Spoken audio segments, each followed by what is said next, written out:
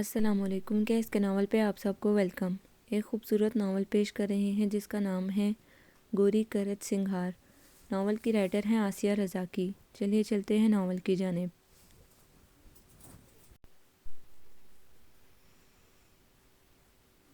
پورے گھر میں تیز میوزک کے لہریں بکھرے ہوئے سمندر کی مانند جوار باٹا پیدا کرنے کی کیفیت کا اظہار کر رہی تھیں۔ یقیناً کوئی طوفان آیا تھا اور اس کا اظہار بھی نوجوانوں کے کہکوں سے ہو رہا تھا جو شاید حصے سماعت سے عاری ہو چکے تھے۔ آج کا سورج اس گھر کے باسیوں کے لیے بے انتہا مسرت کی کرنیں لے کر نمودار ہوا تھا۔ وہ کیوں نہ جشن مناتے اور کیوں نہ کہکے لگاتے، موقع بھی تھا اور دستور بھی۔ گھر کے بزرگ موجود نہ تھے اور یہ خوشی کی خبر ان کو ابھی ابھی ملی تھی۔ آخر سہولت علی جا کی شاندار سروس ملنے کی اطلاع اتنی معمولی بھی نہ تھی۔ پچھلے 9 ماہ سے وہ بیچارے بے روزگار تھے۔ اعلیٰ تعلیم، مشہور خاندان، بارسوخ والد، سب کچھ ہوتے ہوئے مرضی کی جاب نہیں مل رہی تھی۔ ان کے خوش مزاج وجود میں بے چینی اور اضطراب کی لہریں اداسی اور فکرمندی کا سبب بن رہی تھیں، اور جب گھر کا سب سے مقبول، ہر دل عزیز، خوش رو، خوش گمان، محبت و مروت میں یکتا، سب کے دکھ کا شریک اور سب کے رازوں کا امین بے چین ہو کر اداسی اور مایوسی کا شکار ہو جائے تو باقی لوگ خود بخود فکر مند ہو گئے تھے۔ خدا خدا کر کے آج وہ دن آیا تھا کہ سہولت کے چہرے پر چمکتی دمکتی مسکراہٹ نے شوخ رنگ اختیار کر لیا تھا تو خوشیاں ان کے وجود میں پھلجھڑیاں چھوڑنے لگی تھیں۔ کہہ کے لٹانے میں ہر ایک دوسرے پر بازی لے جانا چاہتا تھا۔ مسرت کے اظہار میں کنجوسی کسی کو پسند نہ تھی، نہ گوارا کہ سب ہی بے فکرے خوش باش لوگ تھے۔ ایک دوسرے سے بے انتہا محبت کرنا اس گھر کے لوگوں کی عادت، خصلت، خاصیت تھی، اور احترام و عزت کرنے میں کوئی گھرانہ ان کا ثانی نہ تھا۔ ادھر کچھ دن سے سہولت پر پسماردگی کے دورے پڑنے لگے تھے۔ بہت زیادہ بولنے والے تو وہ کبھی نہ تھے، مگر آج کل تو ان پر خاموشی کا دور آیا ہوا تھا۔ یوں بھی وہ خاصے ضدی تھے، گو کہ اپنی اس عادت پر قابو پانے کی کوشش بھی کرتے تھے۔ اپنی ضد میں دوسروں کو نقصان پہنچانے یا کسی کو تنگ کرنے کے قابل نہ تھے۔ خود ہی نقصان اٹھاتے، خود عذاب سہتے، کسی کو الزام بھی نہ دیتے۔ بڑے فرشتہ صفت انسان تھے، اسی لیے پورے خاندان میں بے حد چاہے جاتے۔ بچپن میں ان کی والدہ وفات پا گئی تھی۔ دادی نے ان کو اس طرح پرورش کیا جیسے وہ کہیں کے شہزادے ہیں۔ ان کے لاڈ پیار، ناز اٹھانے میں کوئی کسر نہ اٹھا رکھی، اسی لیے وہ ضدی ہو گئے، ورنہ بے مثال بے نظیر انسان ہوتے۔ آج جو انہوں نے اپنی پسند کی جاب ملنے کی نوید سنائی تو نوجوان پارٹی کی خوشی سے چیخیں نکل گئیں۔ باہر سے آ گئی غنچے چٹکنے لگے۔ کسی کو خود پر اختیار نہ رہا۔ گھر کے سارے بزرگ کسی عزیز کی وفات پانے کا سن کر جنازے میں شرکت کی غرض سے گئے ہوئے تھے۔ عشرت کی اردو خاصی کمزور تھی۔ اس نے سہولت کو بتایا کہ سب لوگ جنازہ اٹینڈ کرنے گئے ہیں، اور سہولت مسرت کی فراوانی کے باعث سمجھ نہ سکے۔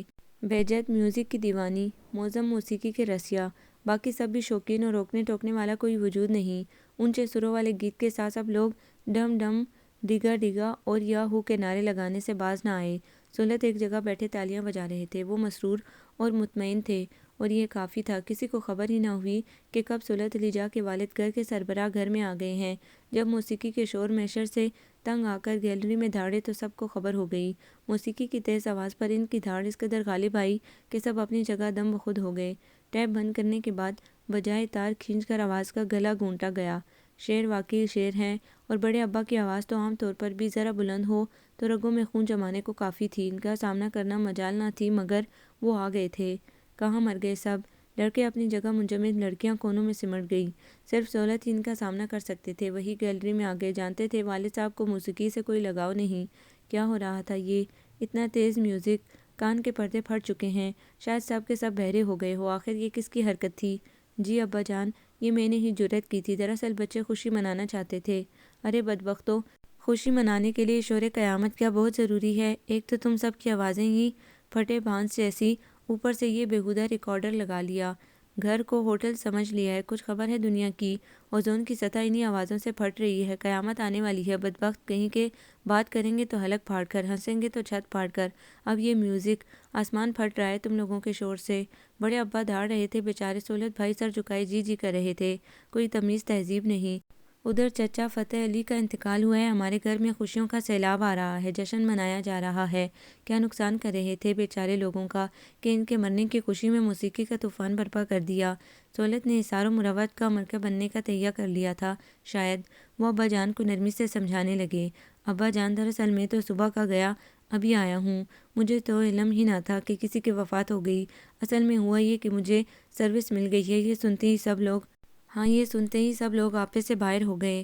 بڑے ابا چلائے، سروس ہی ملی ہے نا، کہیں کی بادشاہت تو نہیں ملی کہ اخلاق اور تہذیب سے عاری ہو گئے؟ بلاؤ سب کو۔ دراصل ابا جان سارا قصور میرا ہے، میں نے اتنے جوش و خروش کا مظاہرہ کیا کہ میاں تم ہو جاہلوں کی اولاد، آیا سمجھ میں؟ تم کو کچھ خبر ہی نہیں کہ دنیا میں ہو کیا رہا ہے اور یہ ماحولیاتی آلودگی کیا ہے۔ اوزون کی سطح پھٹ رہی ہے اور اسی شور بے ہنگام کے سبب تم لوگوں کو عقل ہی نہیں، خوشی میں اتنا شور و غوغا۔ ابا چلیں معاف کر دیں، آئیے میں آپ کو چائے پلواتا ہوں۔ وہ بڑے ابا کو کمرے میں لے جانے کی کوشش کرنے لگے۔ بڑے ابا سمجھے سہولت پر ان کی باتوں کا کچھ اثر نہیں ہوا ہے، جھٹکے سے ان کا ہاتھ ہٹا کر بولے، رشوت دو گے مجھے؟ نہیں چاہیے چائے، کوئی معقول بات تو سننا چاہتے ہی نہیں، بجائے شرمندہ ہونے کے بات ٹال رہے ہو، جاہل، نکمے، لاپرواہ۔ تمہیں اندازہ ہے کہ ہم سب کس خطرے کی زد میں ہیں؟ دنیا کی تاریخ بدلنے والی ہے صاحبزادے۔ اوزون تم لوگوں کی لاپرواہی اور ضد کی بدولت ماحول کی آلودگی اور شور شرابے کی وجہ سے زخمی ہے اور تم کو عقل نہیں آتی۔ ابا جان، اوزون کی سطح کو پھاڑنے کا سبب صرف ہمارا شور نہیں، دنیا میں جو زیر زمین دھماکے، بموں کے تجربے کیے جا رہے ہیں اور جنگوں میں جو آگ اور دھوئیں کی بارش ہو رہی ہے، تیل کے کنوؤں میں آگ جس کی دھوئیں کی چادر آسمان تک جا پہنچی ہے، سڑکوں پر ٹریفک کا شور، گاڑیوں کا دھواں، ان سب کو روکنے کی ضرورت ہے۔ جب ماحول کی پراگندگی کم ہوگی تو خطرات بھی کم ہوں گے۔ میں مانتا ہوں کہ میوزک کا شور بھی اوزون تک پہنچتا ہے، مگر ہماری آوازیں بہرحال اتنی خطرناک نہیں۔ بس بس، جاہل کی اولاد، بلکہ ابو جہل، شرمندہ نہ ہونا، بڑوں کی بات نہ ماننا، اتنے بڑے خطرے سے نبٹتا ہے، نقصان تو پوری دنیا کو ہوگا۔ ہم کوئی تجربہ نہیں کر رہے، نہ جنگیں لڑ رہے ہیں کہ روک سکیں، مگر جو ہم کر سکتے ہیں وہی کریں۔ تم اپنے شوق مت روکو، چیخیں کہہ کے نہ روکنا تو دنیا اپنے تجربے دھماکے کیسے روکے گی؟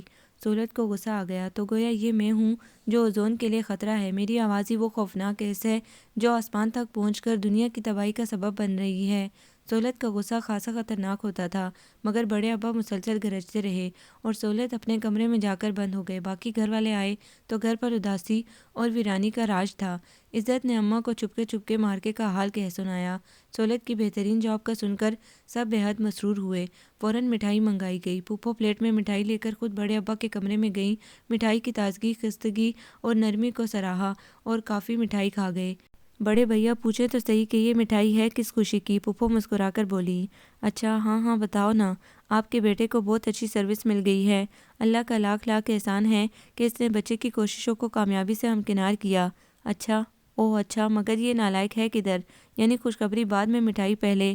واہ، بلانا تو صاحبزادے کو، ہم ان کے کان کھینچیں، ہمیں اس قابل بھی نہیں سمجھا کہ خود بتاتے۔ بڑے بھیا یہ بچے تو کہہ رہے تھے کہ انہوں نے آپ کو بتا دیا تھا۔ ہائے سب جھوٹے، بلکہ جھوٹوں کی اولاد، جھوٹوں کے سردار۔ بہرحال سہولت کو بلاؤ۔ مگر سہولت انتہائی ناراض۔ پھوپھو، بہجت کی امی یعنی چچی جان، معظم اور عزت کی اماں، سب نے دروازے پر کھڑے ہو کر آوازیں دیں۔ دروازہ نہ کھلا۔ رات کو کھانے پر آئے تو سب نے مبارکباد دی، مسکرا دیے، گردن کے اشارے سے شکریہ ادا کیا، لگتا تھا کسی انتہائی صدمے کے سبب قوت گویائی سلب ہو گئی ہو۔ بڑے ابا رات کو کھانا نہیں کھاتے تھے، اس لیے ان کی ملاقات سہولت سے نہ ہو سکی۔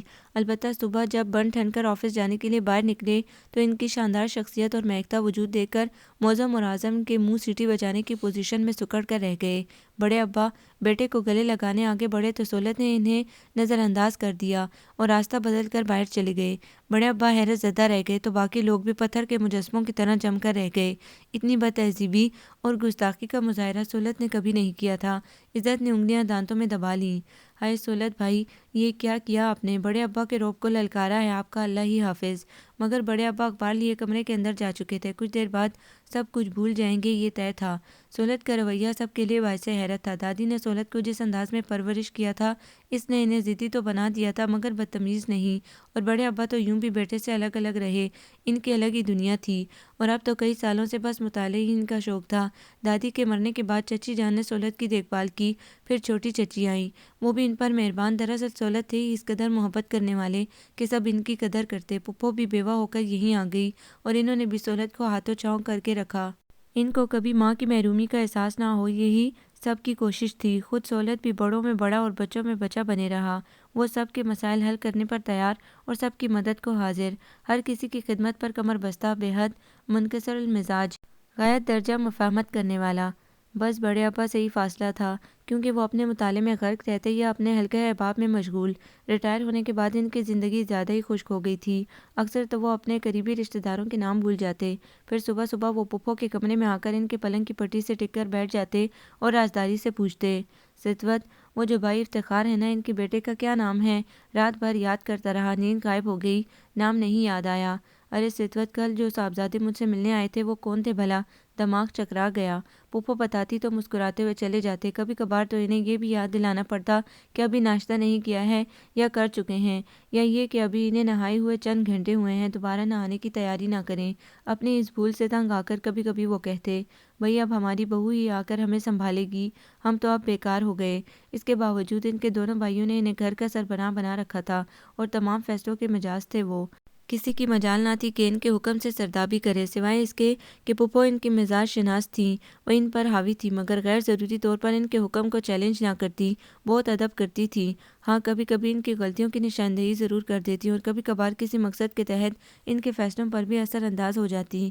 مثلاً جب انہوں نے مکرم کے لیے اس کی خالہ کی لڑکی کو منتخب کر لیا اور چچی جان سے کہہ بھی دیا کہ رشتہ دے دو، تو مکرم سنتے ہی بپھر گیا، بھوک ہڑتال اور احتجاجاً اٹواٹی کھٹواٹی لے کر پڑ رہا۔ چچی جان یعنی مکرم کی والدہ بہت رنجیدہ تھیں، بڑے بھیا سے کیا کہہ کر مکرم کی نامنظوری کی وجہ بیان کرتیں۔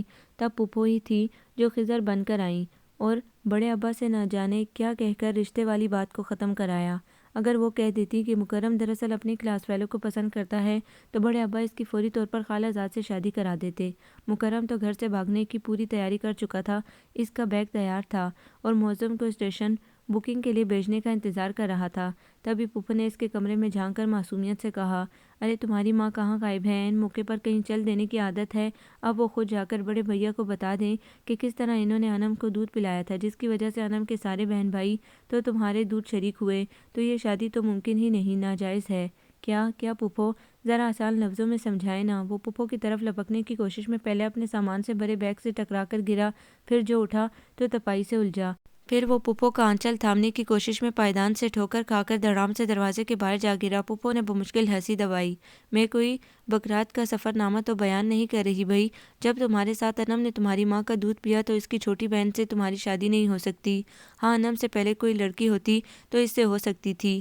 یہ معاملہ بخیر و خوبی ختم ہوا، گو کہ بڑے ابا کئی دن تک جھلائے رہے اور عورتوں کی جہالت ناعاقبت اندیشی پر لیکچر دیتے رہے، جس کا لب لباب یہ تھا کہ عورتوں کو دوسروں کے بچوں کو دودھ پلانے کا شوق آخر کیوں ہوتا ہے۔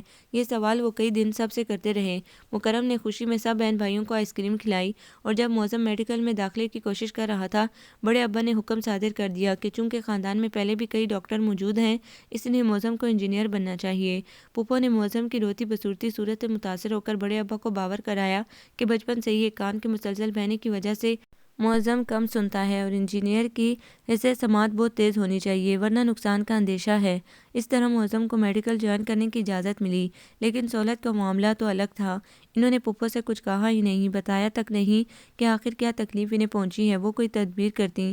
پھر ہوا یوں کہ سب سے زیادہ ہر دل عزیز، مقبول، ہیرو جیسی صفات اور دیوتا جیسی شان والا ان کا دلکش کزن اچانک گونگا ہو گیا، اور یہ بڑی اذیت ناک خبر تھی ان سب کے لیے جو سہولت سے ہر قسم کی توقعات وابستہ رکھتے تھے۔ بیڈمنٹن کا مقابلہ ہو تو سب سے بہترین ریفری سہولت، آپس میں جھگڑا فساد ہو تو سب سے عمدہ منصف سہولت، جب سب بھائی لوگ لڑکیوں کو ان کی سہیلیوں کے گھر یا کسی تقریب میں لے جانے سے انکار کر دیں، سہولت مدد کے لیے حاضر۔ اب کیا ہوگا؟ یہ سوال عزت، بہجت اور عشرت کے سامنے اپنی ہولناکی سمیت موجود تھا۔ آغا صاحب پر فالج کا حملہ ہوا، انہیں اسپتال میں داخل کر دیا گیا۔ آغا صاحب نہ صرف بڑے ابا کے قریبی دوست بلکہ عفت کے سسر تھے۔ جب عفت نے فون پر رو رو کر بتایا کہ کس طرح سسر کی طبیعت خراب ہوتے ہی وہ انہیں لے کر ہاسپٹل پہنچی اور ایمرجنسی میں کس قدر دقت ہوئی، بلکہ بے عزتی کی، وہ اکیلی دواؤں کی تلاش میں ادھر سے ادھر دوڑتی رہی، کوئی ساتھی نہ مددگار۔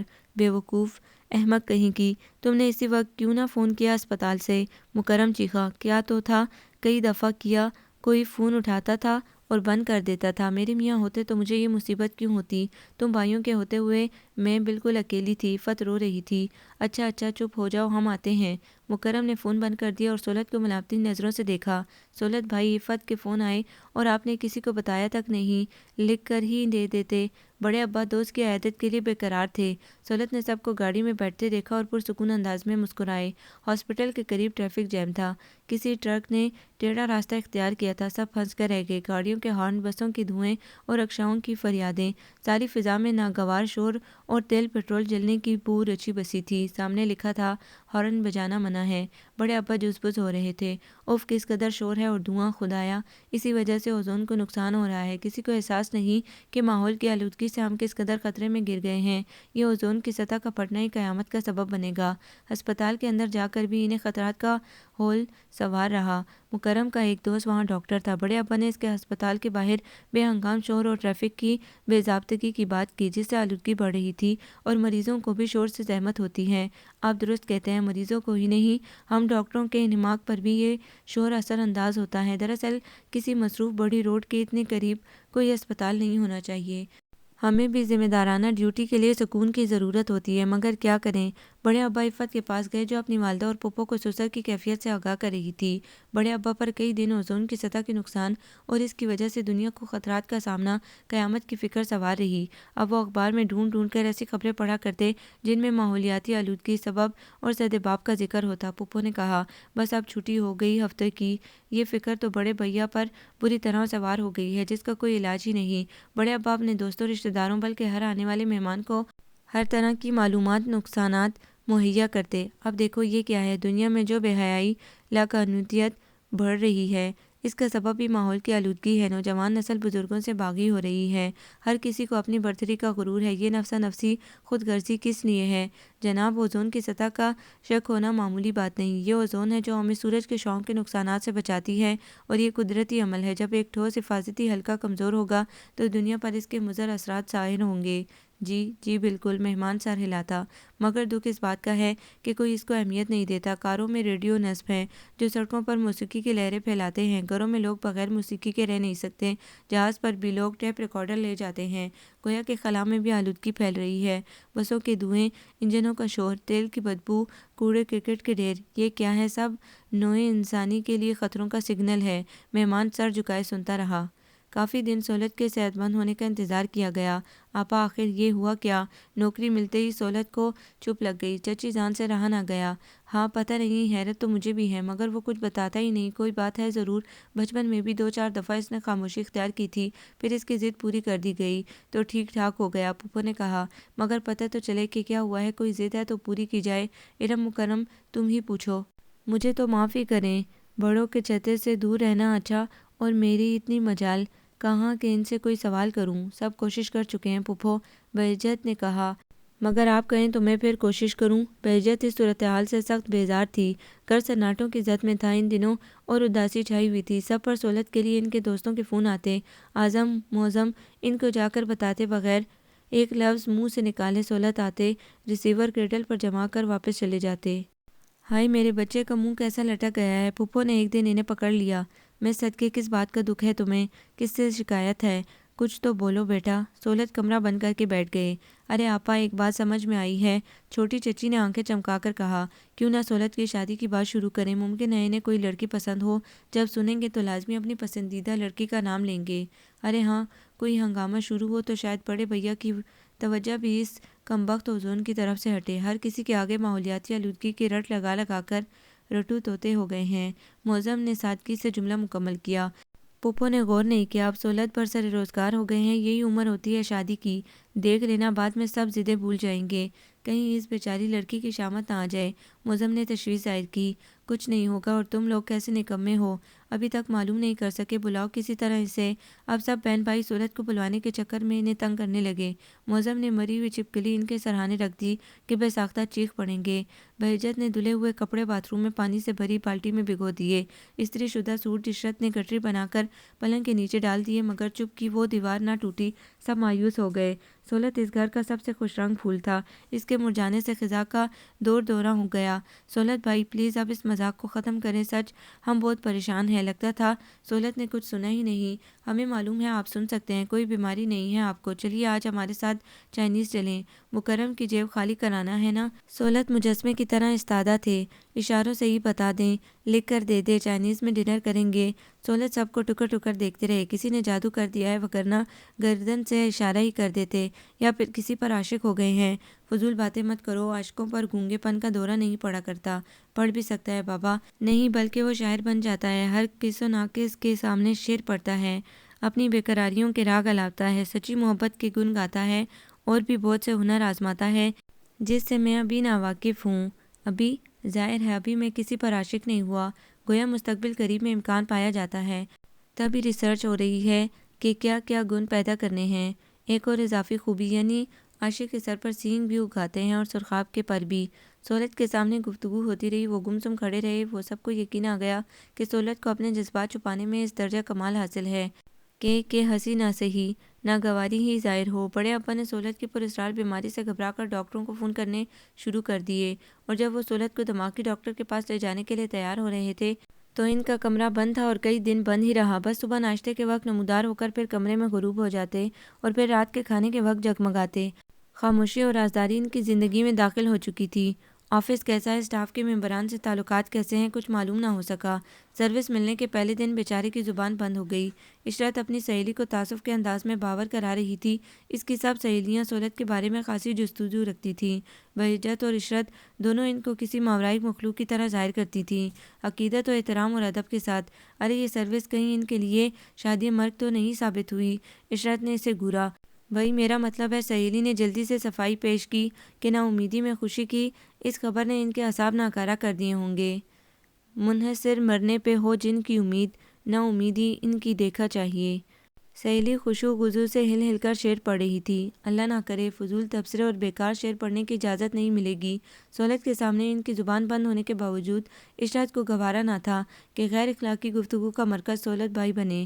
وہ سب کا آئیڈیل ہی نہیں، دیوتا تھے، بول نہیں سکتے تھے تو کیا ہوا، سن تو لیتے تھے۔ اس قسم کی گفتگو سے اپنی بہنوں کے اخلاق دیوالیہ پن کا یقین ہو جائے گا، اور صدمے سے مستقل ہی زبان نہ بند ہو جائے۔ سہولت بھائی آخر آپ کا ہوگا کیا؟ عفت جب آتی بے حد فکر مندی ظاہر کرتی، اور ٹریجڈی تو یہ ہے کہ خوابوں میں آنے والی حسینہ کو کس زبان سے حال دل سناتے ہوں گے۔ اگر وہ کبھی کہیں مل گئی تو کیسے کہیں گے کیسے رکا بازی کریں گے مثلاً؟ یہ افسانہ نہیں ظالم، انہیں دل کی حقیقت ہے۔ مجھے تم سے محبت ہے، مجھے تم سے کاغذی ہے۔ سب ہنسنے لگے۔ یہ خوابوں کی حسینہ کا بھی الگ قصہ تھا، اور سب کو اندازہ ہو گیا تھا کہ مینا بازار میں اتفاقاً ملنے والی حسینہ نے سہولت بھائی کا دل چرا لیا ہے۔ لیکن اب سے پہلے یعنی ان کی زبان بندی سے پہلے کسی کی جرأت نہ تھی کہ یوں اظہار خیال کریں۔ بے تکلفی کے باوجود ان پر سہولت کا خاصا رعب تھا۔ ہوا یہ کہ کسی مینا بازار میں بہجت نے بھی اسٹال لیا۔ اسٹال پر خالص نسوانی چیزیں تھیں، کانچ کی چوڑیاں، مہندی وغیرہ۔ اپنی مدد کے لیے وہ سہولت اور معظم کو لے گئی تھی، چونکہ اس کا خیال تھا کہ وہ حساب میں ہمیشہ پھنستی رہی ہے، اور یوں بھی اسٹال پر شوقین خواتین کا ایسا جمکٹا ہوگا کہ وہ بوکھلا جائے گی اور اس سے رقوم سنبھالی نہ جا سکے گی۔ سہولت بطور کیشیئر اور معظم مہندی لگانے پر مامور تھے۔ صبح سے وہ خالی اسٹال پر بیٹھی مکھیاں مار رہی تھی۔ غلطی سے اور بوکھلاہٹ میں وہ اپنا ٹیپ ریکارڈر لانا بھول گئی تھی۔ سہولت اور معظم کو چھوڑ کر وہ اپنی ایک کلاس فیلو کے اسٹال پر دل پشوری کرنے چلی گئی، یعنی گانے سننے، اور اس نے اس دن کچھ زیادہ ہی گانے سنے۔ بہجت تو پسندیدہ گانوں کے ساتھ دل پشوری کر رہی تھی، اور اسٹال پر لڑکیوں کا غول گھس گیا۔ ان میں ایک سچ مچ کی سنڈریلا بھی تھی، جیسے پوری کانچ کی بنی ہوئی، نازک اور سفید جوہی کی کلی۔ وہ اپنی سہیلی کے ہمراہ تھی اور ستاروں کے درمیان چاند کی طرح دمک رہی تھی، شان اور وقار کے ساتھ چوڑیاں دیکھ رہی تھی۔ سہولت نے ایسا حسن دیکھا نہ تھا، ایسی شان کسی میں پائی نہ تھی۔ مہذب، سنجیدہ، باوقار۔ وہ کچھ دیر تک اسٹال پر رکی رہی۔ سہولت نے اس کی چینی کی سفید باہوں میں کانچ کی چوڑیاں پہنائی۔ اس کی تمام سہیلیوں کو بھی۔ ان کا جی چاہ رہا تھا پورا اسٹال اسے تحفے میں بخش دیں، مگر بہجت کی امانت میں خیانت کر کے گنہگار ہوتے۔ ان کا گروہ دیکھ کر اور لڑکیاں بھی ادھر آ گئیں۔ خاصے منافع کے ساتھ چوڑیاں فروخت ہوئیں۔ بہجت کو ہوش آیا اور وہ اسٹال پر آئی تو ہکا بکا ہو گئی۔ اپنی بیزاری اور تھکن ظاہر کرنے کے لیے وہ کراہتے ہوئے آئی تھی، مگر یہاں کا منظر دیکھ کر دنگ رہ گئی۔ سہولت اور معظم بے حد مصروف تھے۔ گھر پہنچ کر حساب لگایا گیا تو خاصی آمدنی ہو گئی تھی۔ معظم نے پامسٹ بن کر لڑکیوں کو مستقبل کی خوشیوں کی آس دلا کر خاصا کما لیا تھا، اور وہ مہندی تھی۔ بہجت نے یاد دلایا، مہندی کو مارو گولی، معظم نے کہا۔ پھر بہجت کی گھورتی آنکھوں سے ڈر کر بولا، بھئی یہ جملہ تو وہاں ایک لڑکی نے کہا تھا۔ میں مہندی لگانے کی پیشکش کر رہا تھا تو وہ بولی، مہندی کو مارو گولی، ہم اگلے اسٹال پر نجومی کو ہاتھ دکھانے جا رہے ہیں۔ بس پھر میں نے بھی ایک بڑے کاغذ پر سنہری حرفوں پہ پامسٹ ایم غنی لکھ کر بانس پر چپکا دیا۔ مت پوچھو کہ 1 روپے میں کیا کچھ بکواس کرنا پڑی، حلق سوکھ گیا۔ بس ایک خوشی نصیب ہوئی، سہولت بھائی کو ان کی پسند کی لڑکی نظر آ گئی، اور وہ پرجوش نظر آنے لگے۔ سچ سچی ہے کون وہ؟ ہوگی کوئی، چوڑیاں پہننے آئی تھی، آئی اور چلی گئی، ساتھ ہی ہمارے دل بھی لے گئی۔ مطلب یہ کہ میرا دل بھی سہولت بھائی کے ساتھ ساتھ دھڑکتا ہے۔ اس دن تو سب نے محض تبصرے کیے، لڑکی کے بارے میں نہ پوچھ سکے، مگر اب وہ سمن بکمن ہو چکے تھے، اور ان کا نام پتہ ان کے سینے کے گہرے غار میں پوشیدہ تھا، تو اس معاملے میں بھی چپ کی بکل مارے بیٹھے رہے۔ گھر وہ ہوتا ہے جہاں سکون ہو، محبت اور اخلاص ہو، مروت و مہربانی ہو، یگانگت اور دوستی ہو۔ گو کہ ان کا گھر بھی بہت شاندار تھا اور ایک زمانے میں سب محبت سے رہتے تھے، دوستی یگانگت بھی تھی، مگر وقت نے سب کچھ بدل ڈالا تھا اور دکھاوا، منافقت، مصلحتیں محبتوں پر حاوی ہوتی جا رہی تھیں۔ اسنا کو بے حد افسوس ہوتا، مگر وہ کیا کرتی؟ ابا کو تو کچھ نظر ہی نہیں آ رہا تھا، انہیں توبہ وجوہ، محبت و مروت اور اثار و رواداری کے ہر بات نظر انداز کرنے کی عادت تھی، اور اب تو اس عادت کو اتنا عرصہ گزر چکا تھا کہ ان کی حس بھی مردہ ہو گئی تھی، وہ ان کی ساری کی چلتی پھرتی تصویر بن گئے تھے۔ اپنے بڑے بھائی سے کس طرح مقابلہ کرتے اور کیوں کرتے؟ دولت، عزت، پوزیشن، رسوخ، وہاں سب کچھ تھا، یہاں صرف بے غرض چاہت۔ اگر کوئی موقع ہوتا تو وہ اپنے بھائی، بھاوج، بھتیجے، بھتیجیوں پر جان بھی قربان کر دیتے اور اس پر ناز کرتے۔ اپنے خلوص اور انکساری کے سبب وہ تھوڑی بہت عزت کروا لیتے تھے، انہیں اندازہ ہی نہیں تھا کہ بڑے بھائی کے گھر کی پالیسی آہستہ آہستہ تبدیل ہو رہی ہے اور تعلقات میں سرد میری کا عنصر بڑھتا جا رہا ہے۔ ان کی سادگی اور اخلاص کی وجہ سے ان کو تو پھر بھی کچھ وقت دی جاتی، لیکن گھروں کا جہاں تک معاملہ تھا نمایاں فرق ہو رہا تھا۔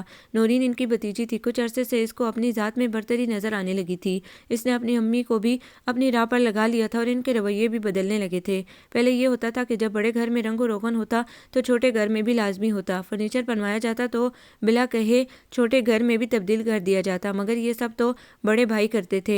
اب گھر کے معاملات نورین نے اپنے ہاتھ میں لے لیے تھے اور بڑا گھر دن بدن بارونق اور آرائشی اشیاء سے سجا سجا رہنے لگا، جبکہ چھوٹے گھر کی دیواریں میلی اور بے رونق ہو گئیں، سب سامان بوسیدہ اور خستہ ہونے لگا اور غیر محسوس طریقے پر امیری اور غریبی کے فرق نمایاں ہو گئے۔ نورین اپنی برتری کے اظہار کا کوئی موقع ہاتھ سے نہ جانے دیتی، جب بھی ان کے گھر کوئی نئی قیمتی چیز آتی وہ اسنا کو بلا کر دکھانا نہ بھولتی۔ شروع میں تو اسنا بھی بے خبر ہی رہی، مگر رفتہ رفتہ اسے نورین کے رویے میں کوئی تلخی سی گھلی نظر آنے لگی۔ نورین کے ہاں ہر سال فرنیچر اور پردے بدلے جانے لگے، سامان آرائش میں ترقی ہوتی رہی، گھر عجائب گھر بن گیا جہاں قیمتی نوادرات کی بھرمار ہوتی ہے۔ پھر بھی اسنا نے کوئی خیال نہ کیا، مگر کہاں تک؟ نورین اپنے ماموں خالہ کے لڑکے لڑکیوں کو دعوت پر بلاتی اور اسنا کو بھی۔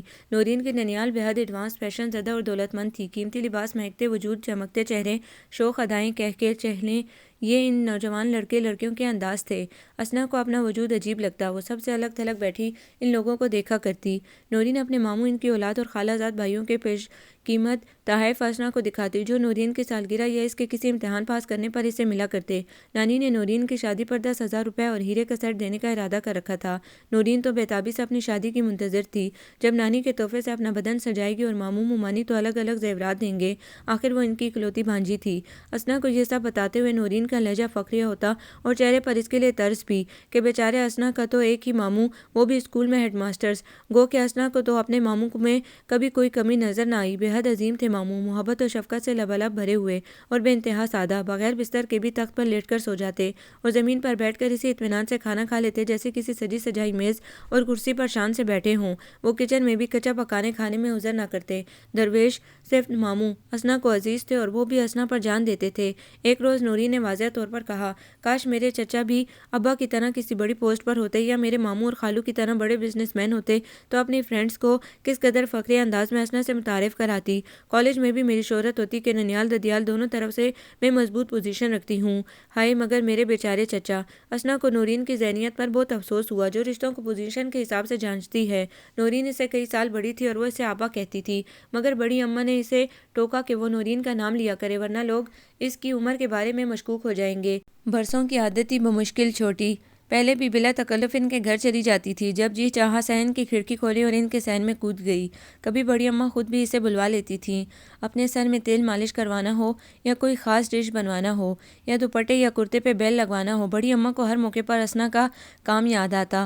مگر اب بڑی اماں بھی تکلف کرنے لگی، اسے دیکھ کر نیند کا بہانہ کر کے لیٹ جاتی، کبھی مصروفیت ظاہر کر کے بے رخی برتنے لگتی، اور رفتہ رفتہ اسنا ان کے رویے سے واقف ہو گئی اور پوزیشن کا فرق بھی اس پر واضح ہونے لگا، تو اس نے بڑے گھر کی کھڑکی بند ہی کر دی اور اپنے گھر کی طرف متوجہ ہو گئی۔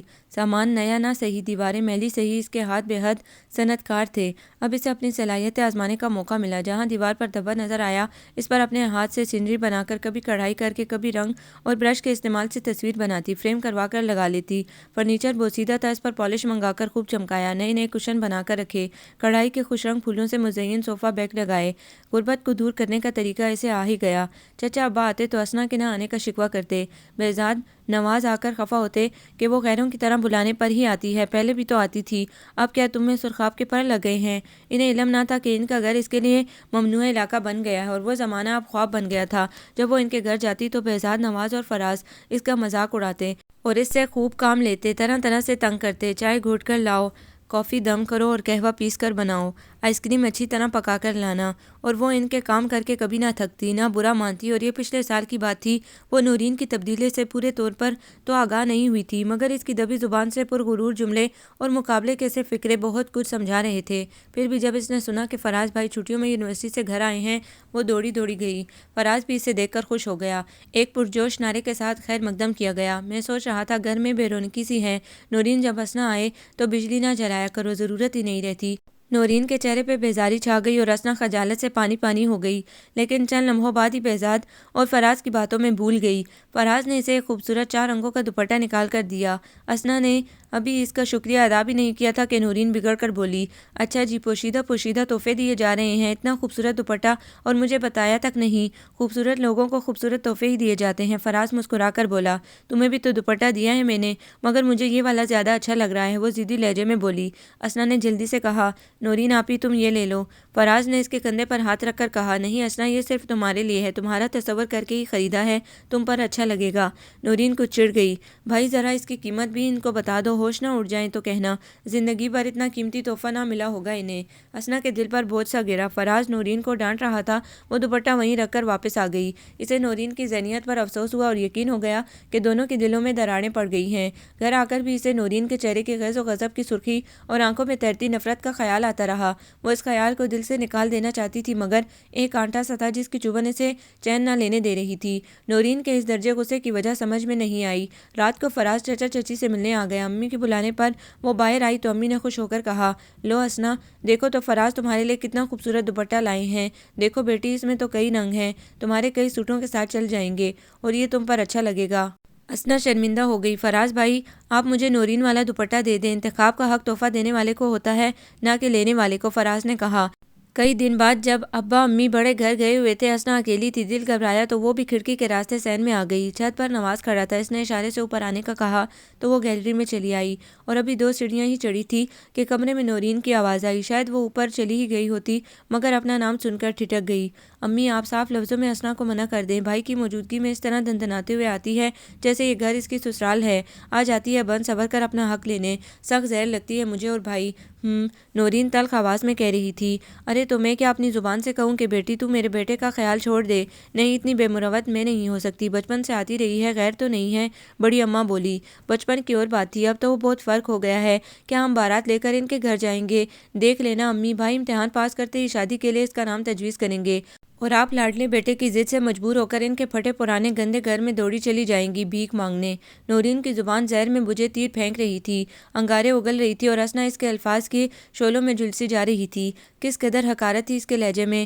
اسنا بے آواز قدم رکھتی اپنے خالی گھر میں آ گئی۔ امی ابا چچا ابا کے بڑے سے سرسبز لان میں بیٹھ کی کرسیوں پر فراز سے مئو گفتگو تھے اور وہ صرف وہ ہی کسی اندیکھی آگ میں جھلس رہی تھی، اپنے پیارے سے گھر کی۔ وہ ذہن میں اچھے اچھے خوشگن الفاظ تلاش کرتی رہی، مگر نورین کی آواز اس کی سماعت میں زہر گھولتی رہی۔ پھٹے پرانے گندے گھر میں، انشاءاللہ ایسا کبھی نہیں ہوگا نورین آپا، اس نے خود کو یقین دلایا اور پرسکون ہو گئی۔ امی ابا کے ساتھ فراز بھی آ گیا اور رات کا کھانا کھا کر گیا۔ جاتے جاتے رک کر اس کے سر پر چپت رسید کر کے بولا، بہت معزز ہستی ہو گئی ہو، اب تم سے ملنے کے لیے تمہارے گھر آنا پڑے گا۔ وہی پھٹے پرانے گندے گھر کی سمت اشارہ۔ وہ خاموشی سے پانی کی جگہ زہر کی گونڈ بھرتی رہی۔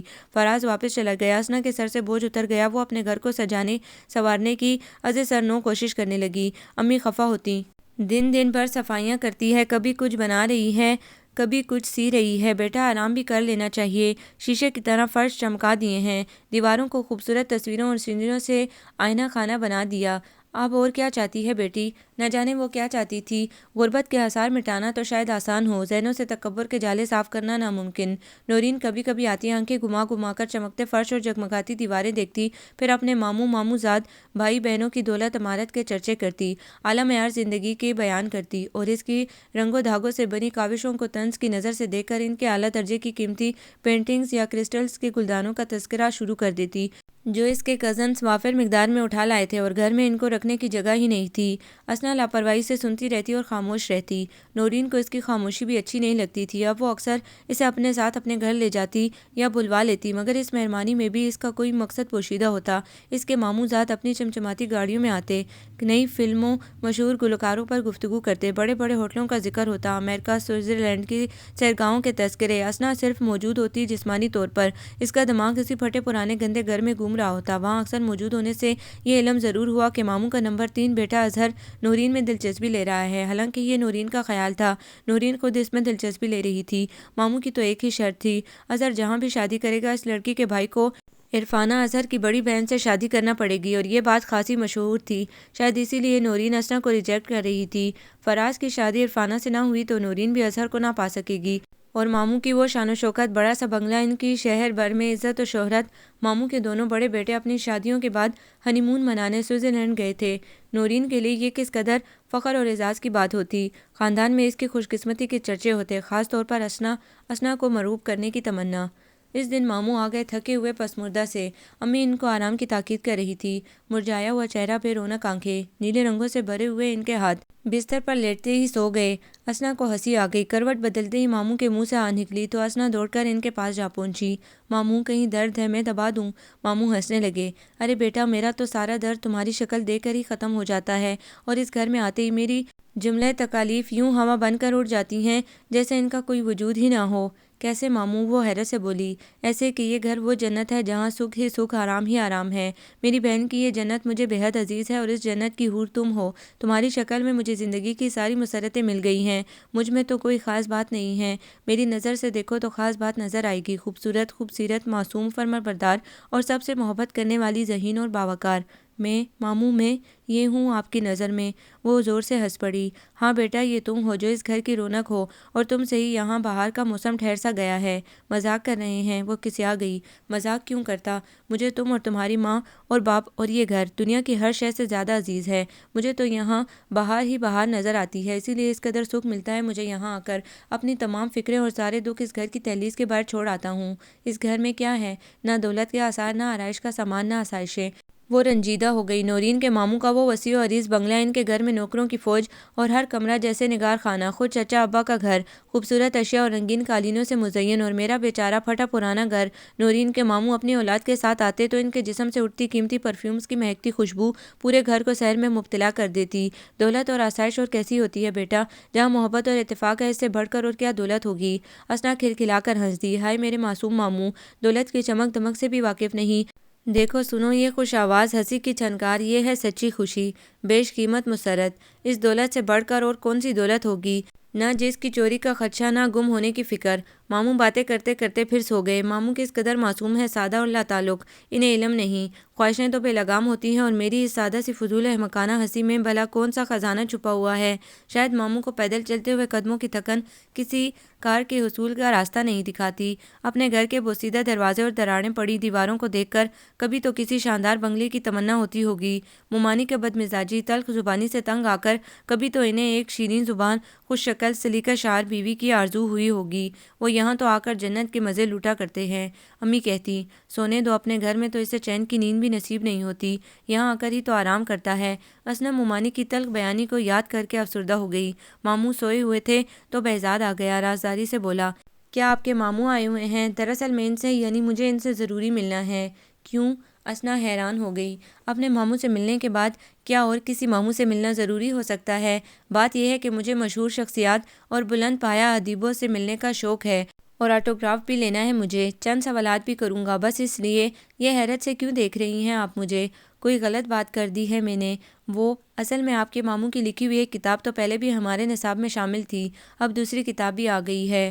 اوہ، میرے سارے کلاس فیلو اور ٹیچرز تو ان کی تصنیفات کے دیوانے ہو گئے ہیں، بے حد مفید معلومات سے بھری ہوئی اور بہترین ادب سے مزین۔ کیوں؟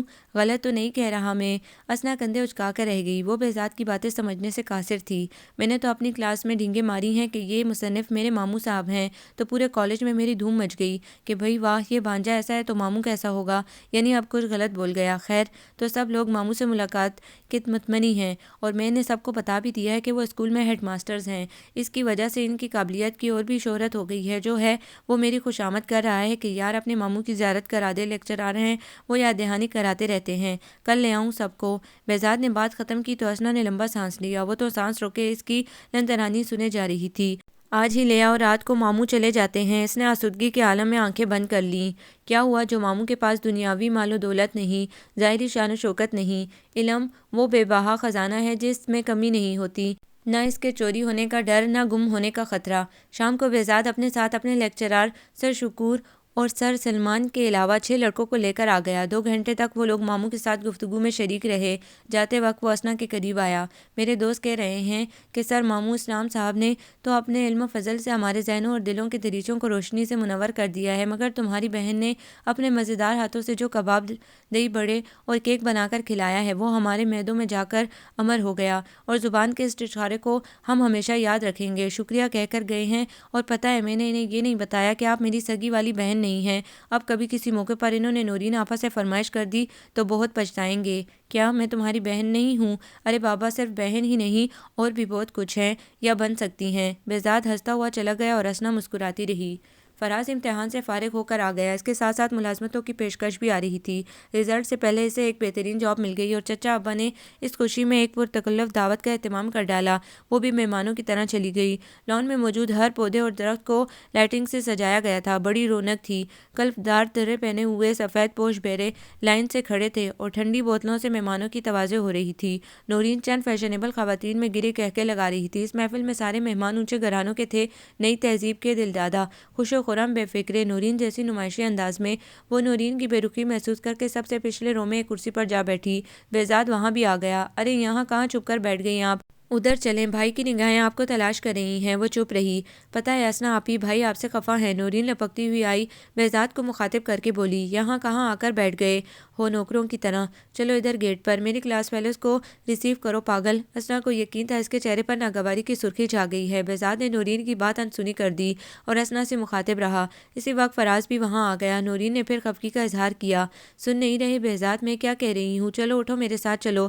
بہزاد اچانک چہکتی آواز میں بولا، ارے اسنا آپی، آپ کا دوپٹہ کس قدر خوبصورت ہے، کتنا کھل رہا ہے آپ پر، یہ پچرنگی بہار بن کر آپ کو پھول بنا گیا ہے، نظر نہ لگ جائے آپ کو کسی کی، پیارا ہے اس لیے خوبصورت لگ رہا ہے۔ نورین چٹکتی آواز میں بولی، اور کوئی دوپٹہ ہوگا ہی نہیں اس لیے یہی اوڑھ کر آ گئی، یہ بھی پچھلی بار بھائی نے دیا تھا لا کر۔ کہہ کر وہ مڑ کر 2 قدم پیچھے چلی گئی اور ہنس ہنس کر اپنی کزن عرفانہ سے باتیں کرنے لگی، گویا جو کر چکی تھی اس سے مطمئن تھی۔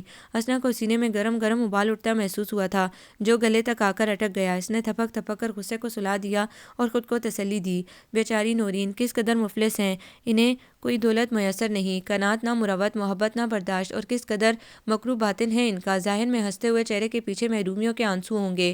تم اتنے دن سے آئی کیوں نہیں مجھ سے ملنے؟ کب سے آیا ہوا ہوں میں۔ فراز نے نورین کی باتیں سنی ہی نہیں یا ٹالنے کی کوشش کی، اور ہاں شکریہ میرے تحفے کی قبولیت اور قدردانی کا، مجھے بہت خوشی ہوئی ہے کہ یہ تمہارے جسم پر آ کر سج گیا ہے، بہت پیارا لگ رہا ہے۔ نورین آ کر فراز کو پکڑ کر لے گئی۔ وہ فراز کو اپنی فرینڈ سے ملوا رہی تھی اور پورے لان میں اس کے کہکے گونج رہے تھے۔ فراز بھی ان چمکتی دمکتی پریوں میں راجہ اندر بنا بیٹھا تھا۔ چند منٹوں بعد ہی اسنا خود کو وہاں مسفٹ محسوس کرنے لگی تو اٹھ کر برآمدے میں آ گئی جہاں چچا ابا، بڑی اماں، امی ابا بیٹھے تھے۔ کھانا لگنے کی خبر دینے فراز آیا اور اسے وہاں بیٹھا دیکھ کر خفا ہوا۔ یہاں بیٹھی ہو، میں ادھر ہی تلاش کرتا رہا۔ ابھی کھانے کے بعد میوزک کا پروگرام ہے، اس میں نورین کی سہیلی ڈانس کرے گی، چلو ادھر سے اچھا نظر آئے گا۔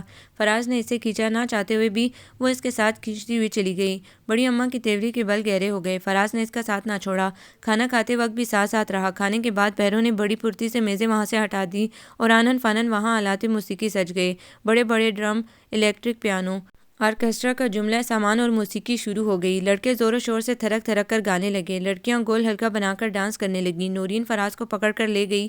کچھ دیر بعد فراز پھر آیا، بولا، آؤ نا اسنا، تم کیوں یہاں کھڑی ہو؟ میں ڈانس نہیں کر سکتی۔ او ہو، کوئی ڈانس ماسٹر یہاں نہیں، بس ایسے ہی انجوائے کریں گے۔ میں نہیں کر سکتی بابا، دوسروں کی خاطر ذرا سا، وہ بڑی شائستگی سے کہہ رہا تھا۔ نورین کو صبر کہاں، جھٹ آ کر بگڑنے لگی۔ بھائی سب کا وقت کیوں خراب کر رہے ہیں؟ وہ سب آپ کے انتظار میں کھڑے ہیں، چھوڑیں اسنا کو۔ بعض لوگوں کو ہر جگہ نمایاں ہونے کا شوق ہوتا ہے۔ ایک بڑی سی شاندار محفل میں تقریب کا ہیرو لڑکی کا ہاتھ پکڑے خوشامد کر رہا ہو تو لڑکی تو خود کو ہیروئن ہی سمجھے گی، اور یہ کتنا بڑا اعزاز ہے اس کے لیے۔ نورین، فراز دھیمی آواز میں گرایا، کچھ نہیں بھائی، اب میں یہ اداکاری برداشت نہیں کر سکتی، آئیے آپ۔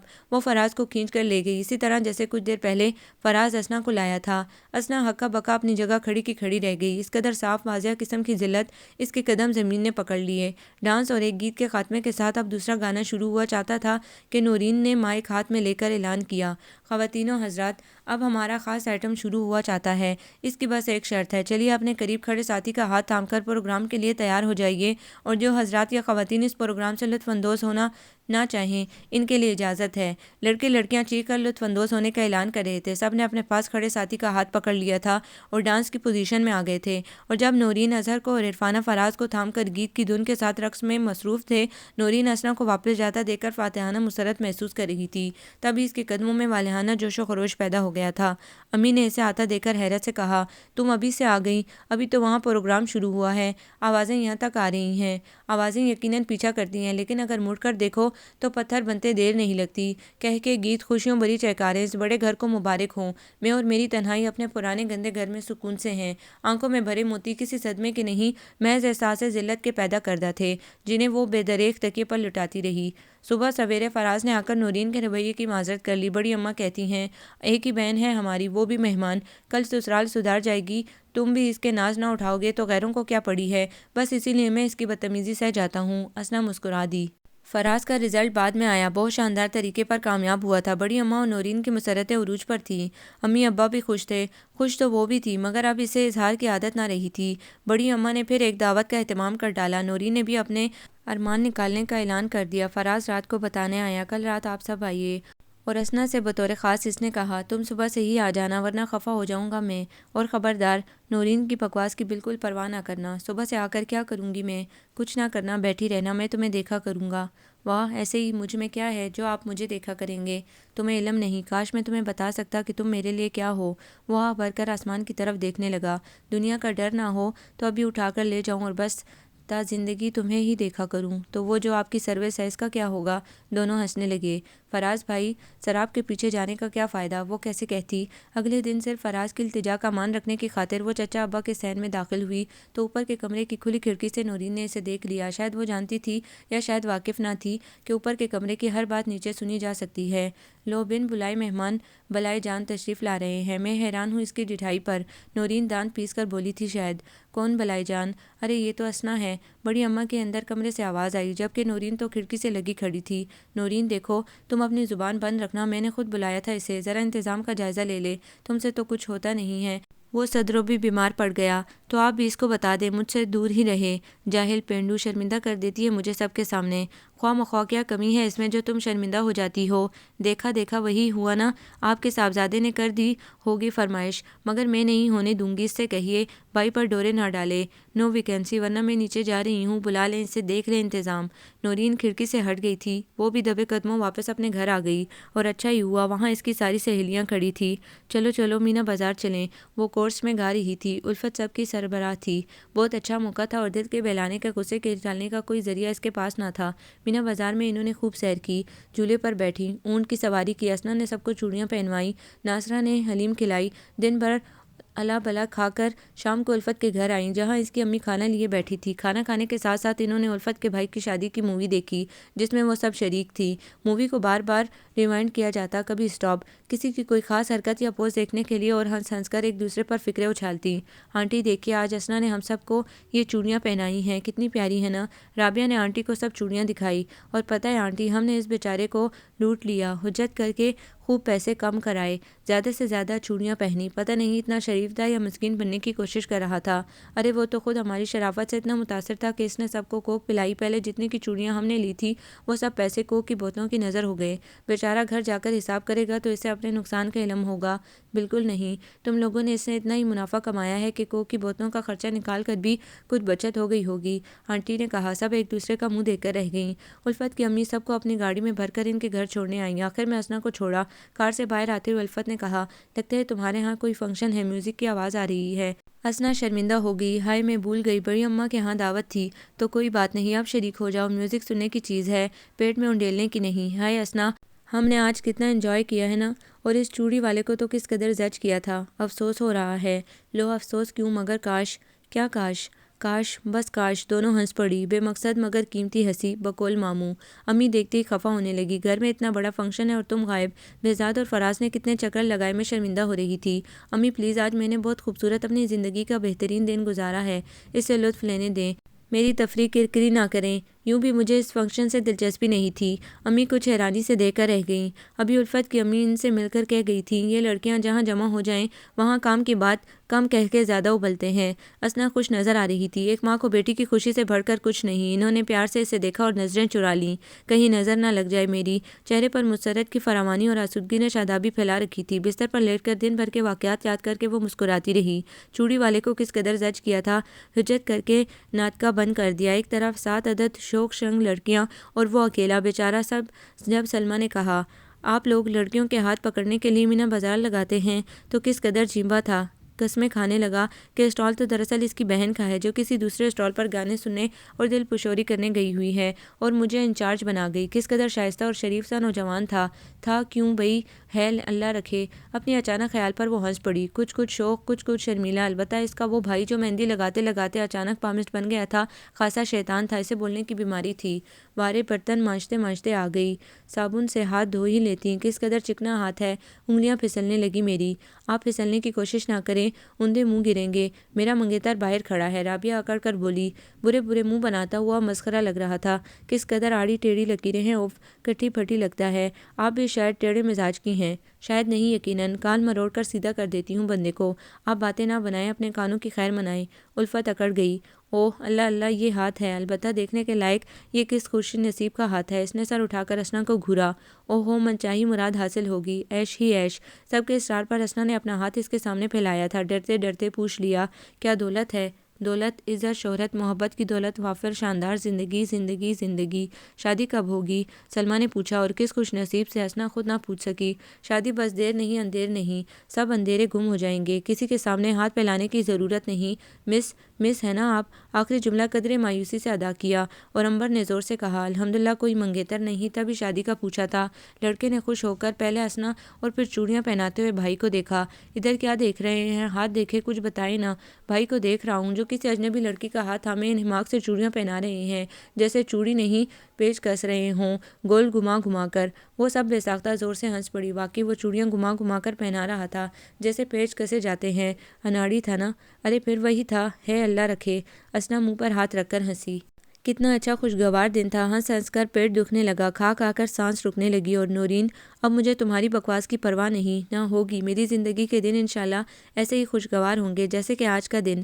مجھے یقین ہے، کیونکہ یہ قدرت کی طرف سے اشارہ تھا اور میں برداشت بھی کر سکتی ہوں۔ صبح اس نے امی کو نورین کی بات سنا دی۔ وہ حیران ہو گئیں، پھر سمجھانے لگیں، چلو چھوڑو، خیال نہ کرو، انسان ایسی ہلکی بات کر کے خود ہی پچھتاتا ہے۔ یہ غرور اور تکبر کی باتیں ہیں، اللہ محفوظ رکھے۔ ہمیں کسی بات کا جواب دینے کی ضرورت نہیں۔ چلو اٹھو، ناشتہ بناؤ جا کر۔ مگر انہوں نے مجھے جاہل کہا۔ امی، میں ایم اے میں داخلہ لوں گی، لے لینا، مگر پہلے ناشتہ۔ امی ہنس پڑی، وہ بھی کھل گئی۔ نورین، تم میری بڑی بہن ہو، تمہارے پاس فخر کرنے کی کئی وجوہات ہیں۔ یہ کہ تم میری بڑی بہن ہو، میرے اتنے اچھے چچا ابا کی اکلوتی بیٹی ہو، میرے اچھے اچھے بھائیوں کی بہن ہو، یہ کافی نہیں؟ پھر اب تم کس چیز میں نیچا دکھانا چاہتی ہو مجھے؟ اتنا تیز نہ بھاگو کہ گر پڑو۔ میں تمہیں مقابلے کی دعوت نہیں دوں گی، کیونکہ مجھے مقابلے کی ضرورت نہیں۔ فراز آ گیا، اداس تھکا ہوا سا۔ کل کہاں چلی گئی تھی تم؟ میں انتظار کرتا رہا۔ فراز بھائی، کل اچانک میری ساری کلاس فیلوز آ گئی، تو ہم مینا بازار چلے گئے اور دن بھر خوب انجوائے کیا، الا بلا کھاتے رہے اور بے حد ہنسے اور دیکھے چوڑیاں۔ ہم نے چوڑیاں پہنی، اور وہ جو چوڑی والا تھا نا، وہ ایسے چوڑیاں پہنا رہا تھا جیسے پیچ کسے جاتے ہیں۔ اناڑی، بڑا مزہ آیا۔ وہ کھلکھلا کر ہنسی، اور اس نے ہمیں کوک پلایا۔ جتنے پیسوں میں ہم نے چوڑیاں پہنی، اس سے زیادہ کی کوک آ گئی۔ اور ہاں، ہم نے ایک پام اس کو ہاتھ دکھایا، پتہ ہے میرا ہاتھ دیکھ کر کیا بولا؟ کہنے لگا، خوش قسمت ہو، من چاہی مراد حاصل ہوگی۔ جب سے میں اس قدر خوش ہوں، خدا تمہیں خوش ہی رکھے۔ فراز اداسی سے بولا، آمین۔ آپ نے بھی خوب انجوائے کیا ہوگا، میوزک، پارٹی، ڈانس، ہلا گلا۔ فراز غور سے اسے دیکھتا رہا۔ اگر میں کہوں نہیں، میں بہت پریشان اور الجھا ہوا رہا۔ تب وہ چپ چاپ چائے پیتی رہی۔ پوچھو کہ نہیں کہ کیوں؟ فراز نے کہا۔ اس نے گردن سے انکار کر دیا، معلوم تھا تو پوچھتی کیوں؟ چچا ابا کی کسی دیرینہ ملاقاتی نے اپنے بیٹے کے لیے نورین کا رشتہ مانگا۔ رقیہ میں اس لڑکے کی تعلیم جو کہ کافی اعلیٰ قسم کی تھی، خاندان جو اعلیٰ درجے کا تھا، مستقبل میں ترقی کے امکانات، تنخواہ قابل رشک، صحت قابل رشک، مزاج و عادات قابل تعریف۔ رقیہ کے علاوہ بھی چچا ابا نے دوسروں سے معلومات کرائیں اور بے حد خوش ہو گئے، مگر نورین سطحی ذہن رکھنے والی، نمود و نمائش کی دل دادا، اس نے اسنا کے پوچھنے پر صاف کہا۔ تعلیم ہے تو کیا، ہینڈسم ہے تو مجھے کیا، دقیانوسی خیالات کے لوگ ہیں، پرانے گھر میں رہتے ہیں، جوائنٹ فیملی سسٹم ہے، ایک ہی کار ہے، جہاں جانا ہو سب اسی پر لت پھن کر جاتے ہیں۔ مجھے تو یہ خاندان سوٹ نہیں کرتا، مگر چچا ابا تو بہت پسند کرتے ہیں۔ زندگی میں گزاروں گی یا تمہارے چچا ابا، وہ بنا کر بولی، اور ابھی کسی نے صاحبزادے کو دیکھا بھی نہیں۔ رات کو امی نے بتایا تمہارے چچا آئے تھے، وہ نورین کے سلسلے میں بات کر آئے ہیں، لڑکا پسند کر لیا اور چاہتے ہیں کہ فراز کی شادی بھی ساتھ ہو جائے۔ فراز کے ولیمے والے دن نورین کی رخصتی تمہارا رشتہ مانگنے آئے تھے۔ فراز کے ساتھ انہیں دونوں لڑکیوں کی فکر ہے نا، دونوں کے فرائض سے ایک ساتھ فارغ ہونا چاہتے ہیں۔ تمہارے ابا کی بھی خوشی یہی ہے۔ وہ ٹکر ٹکر امی کو دیکھتی رہی، کوئی سوال بھی نہیں، جواب بھی نہیں۔ ایسا تو میں نے نہیں چاہا تھا بیٹا، امی اس کی اٹھتی رنگت سے پریشان ہو گئی، یہ ہماری خوش نصیبی ہے۔ فراز بہت نیک ہے، اپنی بہن کی بد اخلاقی کا ذمہ دار وہ تو نہیں ہے۔ بہن کا کیا ہے، چلی جائے گی سسرال، تمہارے ابا اور چچا دونوں کی خواہش اور خوشی اس میں ہے۔ نورین سسرال چلی جائے گی تو کیا سسرال جا کر اس کا اخلاق درست ہو جائے گا، کیا اسے محبت کے انجیکشن لگا دیے جائیں گے؟ وہ اپنی فطرت کے مظاہرے سے باز نہیں آئے گی، میری عزت ہر موقع پر اس کے قدموں تلے روندی جائے گی۔ مگر اس نے کچھ کہا نہیں۔ اس نے اپنا ہاتھ پھیلایا، ہتھیلی پر نمایاں لکیریں نہ جانے کیا کہہ رہی ہیں۔ من چاہی مراد حاصل ہوگی، مگر میری من چاہی مراد فراز نہیں، پھر یہ کیسے ہوا؟ فراز نہ اس کا گھر، جہاں چند منٹ گزارنا مشکل ہو، وہاں عمر کیسے کٹے گی؟ میری زندگی کیا لوگوں کی جھڑکیاں سنتے، بے عزتی سہتے گزرے گی؟ یہ کیسے ہو سکتا ہے؟ نفرتوں کے درمیان نہ سمجھوتہ ہو سکتا ہے نہ گزارا۔ فراز کب تک اپنی محبت کے سپر سے ان نفرتوں سے اسے بچا سکیں گے، جبکہ سعادت مندی، مروت اور اخلاق انہیں ماں بہن کا ساتھ دینے پر مجبور کرے گا؟ چچا ابا یا امی، کوئی بھی اس گہرائی تک نہیں دیکھ سکتا تھا جہاں اسنا کی نظریں جا سکتی تھیں۔ ان سب نے اس کو الجھن میں مبتلا کر دیا تھا۔ ماموں کی شکل دیکھ کر اسے تسلی ہوئی، یہ بہتر رہنما بے غرض منصف ثابت ہوں گے، قدرت مدد پر ہے، شاید کچھ کہے بغیر صحیح راستہ مل جائے۔ ماموں بہت پریشان اور پسمردہ تھے، مومانی کی زہریلی زبان کے ڈسے ہوئے۔ ماموں، آپ ایک بار اچھی طرح مومانی کو ڈانٹ دیں، وہ آپ سے کیوں جھگڑتی ہیں؟ کمزور مخلوق ہے، زبان کا ہتھیار ہے اس کے پاس، اسی کو استعمال کرتی ہے، کرنے دو۔ مگر آپ کو تکلیف تو ہوتی ہے، ان کی ساری ضروریات پوری کرتے ہیں آپ، پھر وہ کس لیے لڑتی ہیں؟ قدرت کی طرف سے اسے برداشت کی قوت نہیں ملی، نہ صبر بھی نہیں ہے، قناعت بھی نہیں۔ یہی کمزوریاں تو انسان کو دوسرے انسان سے الگ کرتی ہیں، نفع نقصان کا فرق بتاتی ہیں۔ مگر مجھے اس نیک بخت سے کوئی شکایت نہیں، میں برداشت کر سکتا ہوں، کیونکہ یہ طاقت مجھے ملی ہوئی ہے، اور کسی کمزور کے ساتھ مقابلہ کرنا تو بزدلی ہے نا، اسی لیے آپ جان بچا کر یہاں آ جاتے ہیں۔ جان نہیں، عزت۔ ماموں رنجیدہ ہو گئے۔ اور ہے بھی کیا میرے پاس؟ جو آپ کے پاس ہے نا، وہ کسی کے پاس نہیں، علم، قابلیت، لیاقت اور غربت۔ ماموں ہنسے۔ یہی تو فساد کی جڑ ہے، وہ اللہ کی بندی جانتی نہیں کہ میں چوری کر سکتا ہوں، نہ بے ایمانی، ضمیر بیچوں گا، نہ علم۔ یہ بات اسے کون سمجھائے؟ میں سمجھا دوں گی، امید ہے وہ میری بات اچھی طرح سمجھ لیں گی، پھر میں تمہیں اپنا استاد مان لوں گا۔ ماموں ہنسنے لگے، بے رحا شفاف حسین کے چہرے پر بکھر گئی۔ رہنے دو بچے، اس سے کچھ نہ کہو، برا منائے گی، کہے گی میں اس کے دکھڑے روتا ہوں۔ ویسے بھی وہ اپنے طرز عمل سے پریشان نہیں ہوتی، پچھتاتی بھی نہیں۔ مومانی کبھی خوش بھی ہوتی ہیں، میں نے اسے دیا بھی کیا ہے جو وہ خوش ہو؟ دوسروں کو دے کر ایک ایک چیز کے لیے ترسا کرتی ہے، پھر شکوہ مجھ سے ہی کرتی ہے، یہ اس کا حق ہے۔ وہ بستر پر لیٹ گئے۔ ماموں بھی کیا درویش صرف تھے، لیٹتے ہی سو گئے۔ شام کو اس نے لاپرواہی سے پوچھ لیا، ماموں آدمی کوئی فیصلہ نہ کر سکے تو کیا کرے؟ انتظار۔ ماموں نے کہا، قدرت پر چھوڑ دیا، وہ خود ہی راستہ بنا دے گی۔ اس روز بہزاد آیا اور ابا کو بلا کر لے گیا، امی بھی ساتھ چلی گئیں۔ کچھ دیر بعد آ کر انہوں نے بتایا کہ چچا ابا کی طبیعت بہت خراب ہے، ہاسپٹل لے گئے ہیں، ہارٹ اٹیک ہوا ہے۔ بہزاد سے معلوم ہوا نورین نے وہاں شادی سے انکار کر دیا ہے، وہ اظہر کے ساتھ شادی کرے گی۔ چچا ابا 10-12 دن ہسپتال رہ کر آئے تو کافی کمزور تھے، انہوں نے نورین کی بات اظہر سے طے کر دی اور عرفانہ خود بخود فراز کے حصے میں آئی۔ امی کو اس بات کی بہت تکلیف ہوئی، وہ اسنا کو دیکھ دیکھ کر آہیں بھرا کرتی، اسنا کو ہنسی آ جاتی۔ قدرت نے اس کے لیے صاف ستھرا راستہ منتخب کیا تھا، پھر وہ اس کانٹوں بھرے راستے پر کیوں چلتی؟ ذرا سے صبر اور قدرت پر مضبوط اعتبار نے اسے چچا ابا کے سامنے شرمندہ ہونے سے بچا لیا، اور فراز کی کمزوری نے بھی مدد کی۔ گھر میں نورین کی شادی کی تیاریاں ہونے لگیں۔ امی روز بڑی اماں کی مدد کے لیے ان کے پاس چلی جاتی ہیں۔ اسنا کو پڑھائی سے فراغت کم ملتی تھی، وہ کبھی کبھی چچا ابا کو دیکھنے چلی جاتی، فراز مل جاتا تو سلام کر لیتی۔ فراز پر یاسیت سوار تھی، مایوس تھا وہ اپنے مستقبل سے۔ نورین کی ضد نے باپ کو بیماری، بھائی کو مایوسی کا تحفہ دے دیا۔ خود غرض بے حس نورین آج کل تو خوش تھی۔ اسنا کو نورین سے چڑ ہو گئی، مگر اس سے کسی کی پرواہ نہ تھی، وہ اپنی شادی کی تیاری میں دل کھول کر خرچ کر رہی تھی، اور اس سے چچا ابا کی ذرا سی فکر نہ تھی۔ ایک دن دو خواتین آئیں اور اچانک ہی انہوں نے اسنا کو ایک انگوٹھی پہنا دی اور اس کے منہ میں زبردستی مٹھائی ٹھونس دی۔ کتنی دیر تک وہ گمسم بیٹھی رہی، امی تو نہال تھیں۔ بعد میں پتہ چلا یہ لوگ وہی ہیں جہاں نورین نے انکار کر دیا تھا۔ چچا ابا نے خود رشتے کے تبادلے کی تجویز پیش کی تھی اور اسنا کو کسی نے بتایا تک نہیں۔ نورین بڑی دھوم دھام سے رخصت ہوئی۔ فراز کی شادی چچا ابا کی صحت یابی کے بعد ہونا قرار پائی۔ ماموں نے بھی منظور کر لیا۔ شادی کے بعد نورین کا دماغ عرش معلیٰ پر جا پہنچا۔ ہر وقت سسرال کی دولت و حشمت کے تذکرے اور مقابلے میں اسنا کی سسرال کا ذکر بھی ہوتا جہاں سب مل جل کر رہتے ہیں اور صرف ایک کار ہے۔ ایک دن نورین روتی دھوتی واپس آ گئی۔ ماموں کے گھر کی ساری شان ان کے دو بڑے بیٹوں کی محنت کا ثمر تھی۔ اظہر تو محض ان کے آفس میں ملازم تھا اور کوٹھی اسے آفس کی جانب سے ملی تھی۔ اتنی کم تنخواہ تھی کہ نورین کا اس میں گزارا ہونا مشکل تھا اور وہ اظہر کو الگ گھر لے کر رہنے کی ترغیب دے رہی تھی۔ اس سے الگ گھر اور خود مختار زندگی کی خواہش تھی۔ وہاں ہر قدم اٹھانے کے لیے ممانی کی اجازت طلب کرنا پڑتی۔ بڑی اماں نے نورین کو بہت سمجھایا، مل جل کر رہنے کے فوائد بتائے، مگر اسے تو ایک ہی ضد تھی، اظہر خود آ کر اسے خوشخبری سنائے اور ماموں ممانی الگ رہنے کی اجازت دے دیں۔ بڑے بھائی جو کاروبار کے کرتا دھرتا تھے، اظہر کی تنخواہ بڑھا دیں۔ بڑی اماں لاکھ سمجھاتی، بیٹی انسان کی ہر خواہش پوری نہیں ہوتی، تم نے اظہر سے شادی کرنے کی ضد کر لی، باپ کو گور کنارے پہنچا دیا، اب کیا چاہتی ہو؟ بھائی تمہاری ضد پر قربان ہو گیا، اب تو عقل سے کام لو۔ مگر نورین کو اب بھی یہ گھمنڈ تھا کہ اظہر، اس کے ماں باپ اور بھائی لوگ سب اس کی ضد کے آگے جھک جائیں گے، جیسے نورین نے اپنے والدین اور بھائی کو جھکا لیا تھا۔ بڑی اماں نے چچا ابا سے نورین کی ضد اور میکے آ کر رہنے کی بات چھپا لی تھی۔ نورین بھی اب سب سے منہ چھپاتی تھی۔ اظہر نے کہلوا دیا تھا، تم جیسے گئی تھی ویسے ہی آ سکتی ہو۔ اس دن چچا ابا اسنا سے دیر تک باتیں کرتے رہے۔ انہیں ابھی تک اس بات کا صدمہ تھا کہ نورین ان کی مرضی کے خلاف ضد پر اتر آئی۔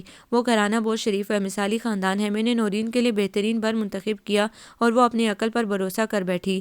بیٹی اسنا، تم مجھے مایوس نہ کرنا، یہ تمہارا نصیب تھا تو بھلا نورین کو کیسے ملتا؟ اب میری عزت اور وقار کی تم ہی محافظ ہو، ان لوگوں کو تم سے شکایت نہ ہو۔ اسنا نے چپ سادھ لی تھی۔ باپ چچا کی خواہش، خوشی، ان کا وقار، خاندان کی عزت، سب کچھ داؤ پر لگا تھا۔ انکار کرتی بھی تو کس آسرے پر؟ امی کا بس چلتا تو 2 دن میں ہی اس کو رخصت کر دیتی۔ وہ ایک انجان شخص کے ساتھ ایک مضبوط بندھن میں بندھنے والی تھی، اس سے کیا توقع کرتی کہ عیش آرام دے گا، محبت احترام دے گا؟ مینا بازار والے پامس لڑکے کی کہی بات کی کیا حیثیت تھی؟ جب نورین اس قدر چاہت اور خواہش سے ماموں کے گھر بیاہ کر گئی اور ماموں اس سے تحفظ نہ دے سکے تو کسی اجنبی سے کیا امید؟ نورین اب اسنا کی شادی کا بہانہ کر کے میکے میں قیام کی گنجائش نکال چکی تھی۔ فراز نورین سے خفا تھا، اسے پرواہ نہ تھی اور اسے پرواہ کسی کی بھی نہ تھی۔ نکاح کے وقت ایک اندیکھے شخص کے نام پر اس نے اپنا سر جھکا لیا تھا، یہی نام اب اس کی خوشیوں کا ضامن تھا۔ نکاح نامے پر دستخط کر کے وہ خوب روئی، قسمت کیا رنگ دکھائے گی، مگر نورین کا حال بھی کچھ بہتر نہ تھا۔ اسنا کے نکاح کا بیش قیمت جوڑا، شاندار زیورات اور ولیمے کا غرارہ سوٹ تو اس قدر جگمگ جگمگ کر رہا تھا جسے دیکھ دیکھ کر نورین کے سینے پر سانپ لوٹ رہے تھے۔ اس کی ساس زندہ نہ تھی، مگر جو خواتین آئی تھیں وہ دلہا کو ماں سے کم نہیں چاہتی تھیں، اور یہ معلوم ہونے کے بعد کہ اسنا چند ہفتے بعد سوئٹزرلینڈ ہنی مون کے لیے جائے گی، دلہا کو کمپنی کی جانب سے بھیجا جا رہا تھا، تو دلہے کے والد نے طے کیا کہ اپنے خرچ پر دلہن کو بھی ساتھ بھیج دیں۔ سوئٹزرلینڈ سے آ کر وہ لوگ 2 ماہ کے لیے اپنے ملک کی سیر و تفریح کے لیے نکل جائیں گے۔ کم وقت اظہر نے تو دفتر کے بہت سے کام کا بہانہ کر کے ہنی مون ٹال دیا تھا۔ سلامی کی رقم ساری ممانی نے ہتھیا لی۔ ماموں سے یہ نہ ہوا کہ اپنے پاس سے رقم دے کر بیٹے اور بانجی کو کہیں بھیج دیتے۔ ساری شان و شوکت دکھاوے کی تھی، دل میں گنجائش نہ تھی، تنگ دل لوگ۔ ایک آگ تھی جو نورین کو جلائے دے رہی تھی۔ اس نے خود اپنے ہاتھوں اپنے پیر پر کلہاڑی ماری، ورنہ آج یہ دلہا، یہ ساز و سامان سب اس کا ہوتا۔ میں نے خود سب کچھ اسنا کے حوالے کیا ہے۔ وہ روتے ہوئے اپنے گھر چلی گئی۔ اسنا کی رخصتی خاصی جذباتی مناظر سے پر تھی۔ سب کو اپنی بیٹی کی حماقت پر رونا آ رہا تھا، جس نے لاعلمی اور جذباتیت میں یہ سونے جیسا دلہا اپنے ہاتھ سے گوا دیا تھا۔ اسنا کو بس ایک اطمینان تھا، وہ اپنے بزرگوں کی خواہش اور خوشی کے لیے اس گھر کو چھوڑ رہی ہے۔ وہ گھر جو اسے بہت عزیز تھا، بہت پیارا تھا۔ آواز بہت ہلکی تھی، حالانکہ وہاں شور بھی بہت تھا، مگر اس کی حس سماعت خاصی تیز تھی۔ نہ جانے کون کہہ رہا تھا، ارے سنو، دلہا گونگا ہے۔ ہائے، گونگا؟ کس نے کہا؟ میں نے خود دیکھا، وہ بول نہیں سکتا، اپنے بھائیوں کے ساتھ پرچے پر لکھ لکھ کر بات کر رہا ہے، یعنی اپنی بات تحریر کے ذریعے پہنچا رہا ہے۔ آخر تعلیم یافتہ ہے، لکھ کر نہیں تو کیا اشاروں کی زبان میں بات کرے؟ پھر کوئی ہنسا، مزاح کا اڑانے والی ہنسی، اور اسنا کے رونگٹے کھڑے ہو گئے۔ تو کیا نورین نے اسی لیے انکار کر دیا تھا؟ ظاہر ہے، ورنہ اور تو کوئی کمی نہیں ہے۔ اچانک دل کا شیشہ تیز آواز سے ٹوٹا تھا، پیر کانپنے لگے، وہ گرنے لگی، پھر کسی نے اسے کرسی پر بٹھا دیا۔ اس نے اعصاب کو بکھر جانے سے روکا، کوشش کر کے۔ پھٹ پڑے وہ سونا جس سے ٹوٹے کان، لو گونگے کے ساتھ عمر کٹے گی بیچاری کی۔ اب تک تو یہی خیال تھا، نورین اظہر سے محبت کرتی ہے، اسی لیے انکار کیا ہے اس نے۔ لیکن اب ہر بات صاف ہو چکی تھی، اور انکشاف بھی کس وقت ہوا؟ رخصتی کے لیے وہ کھڑی تھی، نورین کا ٹھکرایا ہوا اس کے نصیب میں تھا۔ گونگا کیسے گزاروں گی یہ زندگی، ایک مسلسل آزمائش۔ ابا امی میں اتنا بھاری بوجھ نہ تھی، اتار پھینک یہ لباس فاخرہ، یہ بیش قیمت زیورات، یہ تمہیں شکست سے نہیں بچا سکتے، تو ان کی نمائش کا فائدہ ہی کیا ہے؟ اسنا کے سینے میں بگولے سے اٹھ رہے تھے۔ یہ کس نے کہا کہ وہ چمکتے دمکتے لباس کی یا قیمتی زیورات کی شائق ہے یا اسے ایسی زندگی سے پیار ہے؟ عیش و عشرت کی دلدادہ وہ نہیں، پھر اس کے لیے ایسا بر کیوں چنا آپ نے؟ چچا ابا میں نے آپ کو معاف نہیں کیا، کبھی نہیں، میں کبھی معاف کروں گی بھی نہیں۔ ٹھیک کہا تھا نورین نے، تعلیم ہے تو کیا، ہینڈسم ہے تو مجھے کیا؟ اس نے یہ نہیں بتایا کہ وہ کون سی وجہ تھی جو میں رخصتی سے انکار کر دوں گی۔